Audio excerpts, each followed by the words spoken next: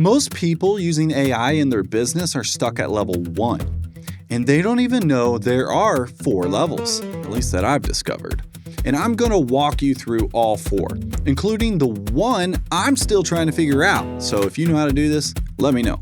The way you perceive AI is the ceiling on what it'll ever do for you.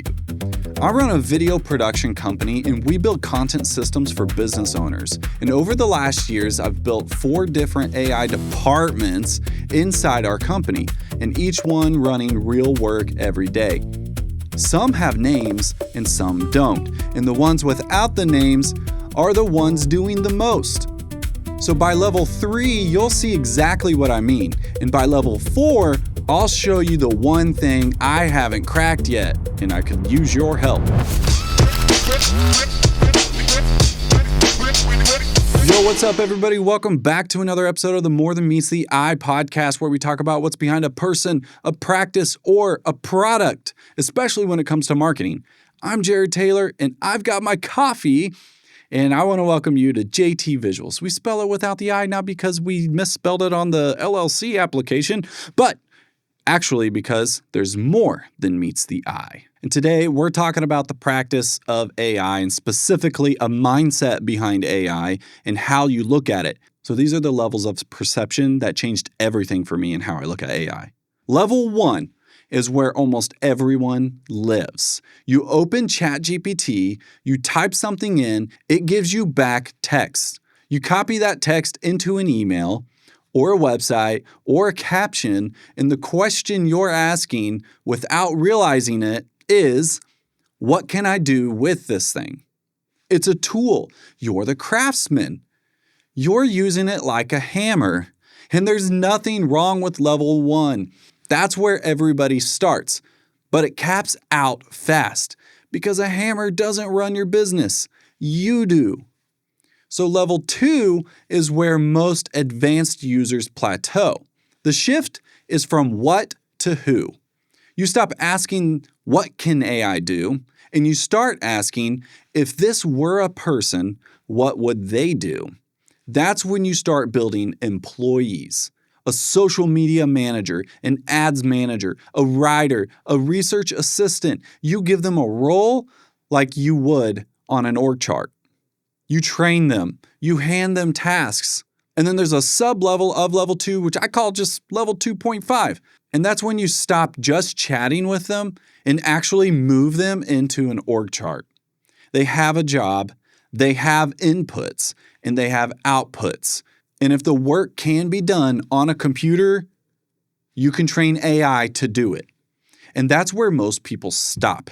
But that's not where the leverage is. Hey, sorry to interrupt, but Joe, you got something on your chest.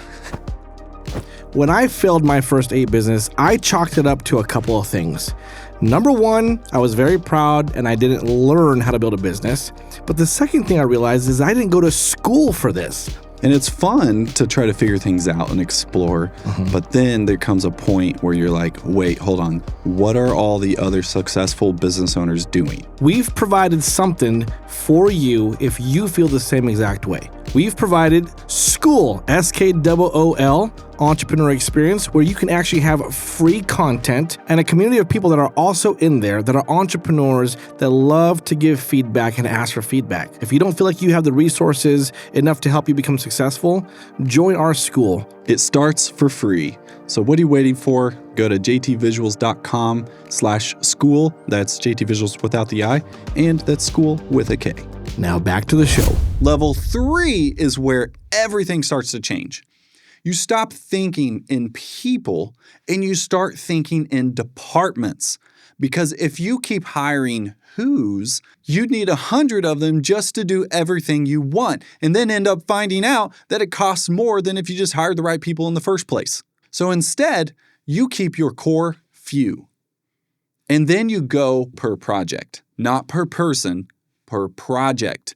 So for example, inside Claude, I have one project called MCP Developer. That's all it does.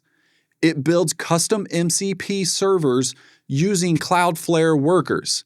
And if you don't know what that is, that's okay. Just know it's a thing. I use that to connect platforms that don't talk to each other. It doesn't have a name. It doesn't need one because no one outside this room really ever sees it.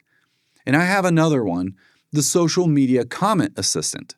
It uses Google Chrome to read my metricool inbox, which is full of all of my social media platforms, and it learns my voice and it drafts comment replies for me to review. As it learns, the SOPs live right inside the project, and eventually that SOP becomes a skill. And that skill can be moved into another project entirely. This is the unlock. You're not hiring people anymore. It's not AI employees at this point. You're building wings, and each wing has a job, and each project has a job. And you stop confusing yourself trying to remember who's in charge of what? Sammy does what? Jovi does what? I don't remember who to hand this to because you don't actually see them in person in an office. You don't see them in the day-to-day. So it can get very confusing on what the roles are. It's just called what it is. Now, level 3.5 is the one that blurs those lines. So I have a project called Team Assistant. In this one, I actually gave a name. I call it Al. There's a story behind it, but the reason Al has a name is because our project management software requires a user to assign things to. So Al got an email address, Al got added to the team, and now Al gets tasks.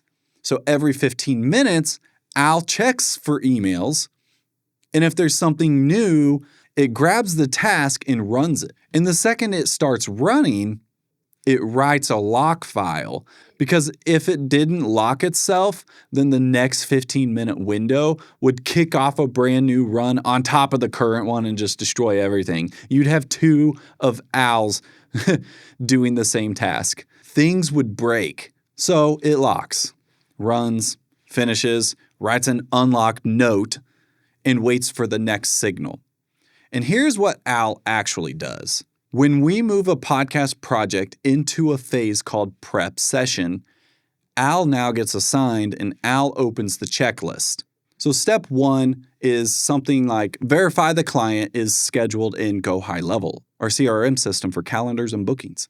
Al uses the Go High Level connector to Claude and checks the calendar on Go High Level, confirms it's real and confirmed the booking, and it's not a pending one, it's one that's confirmed. It verifies that it is a real confirmed booking, not a pending one, and it'll check the box inside our project management software. And step 2, ask the client for their guest info. So then this one needs a human touch.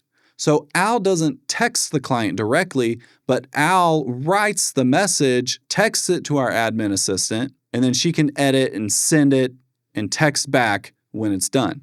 And then Al checks the box. Step 3, if there's a guest, then it knows to send the guest form.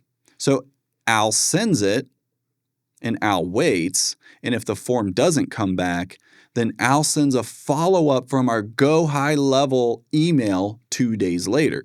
And when the form comes in, then Al logs the guest info into the project. And when the whole checklist is done, then Al can move the project from prep session phase into a prep shoot phase. And now our director of broadcast gets notified. And that's where Al hands the baton back to the human. So level 3.5 isn't about replacing humans. It's about finding the boring, repeatable parts and letting AI carry those. So the humans on your team can do the part that actually matters, the personal touch side of things, the creative call, the client relationships. That's the goal. Are you ready for level 4 though? Level 4 is the next ceiling. It's getting all these projects and departments to talk to each other. Right now, my projects can talk through a middle area, like our project management software, or it can talk through Go High Level. But what if they didn't need one? What if they just had a folder, literally like a shared folder on the computer where one project drops a note and every other project knows to check that folder for updates? And that's the beauty of Claude Cowork, because Claude Cowork writes real files to my actual computer. So I could have a single folder that every project on my machine subscribes to, and the team assistant project/department, also OWL, drops a note. And then the MCP developer one reads it. And social media comment assistant reads it. And so there's no middle platform required. I'm building towards this. And it's not my top priority right now. So if you've already cracked this, tell me in the comments, does it work? Tell me how it went. I'd actually love to know. And how long does it take to set up? But there's one more thing I want. And this can get very confusing, so I gotta say this right. I want to talk to my co-work projects from my phone. So right now there's a feature called Dispatch, but Dispatch talks to all of co-work. It doesn't know which project to route to. So what I want is the ability to link a chat thread to a specific co-work project. So when I'm on the go, I can fire off a message and it lands inside the right project on my desktop, and it's secure and not exposed to the public internet. Claude, if you're listening, that would be a good feature. So here's the recap. Level 1 is what can I do with AI? And level 2 is who can AI become? In level 3, what is the department? And that's with 3.5 being like OWL, when the project needs a name to plug into your stack. It's the hybrid. Level 4, though, is like getting all of these projects and departments talking to each other without a middleman. So if you're at level 1 right now, that's fine. That's where everybody starts. But I want to know, what level are you at?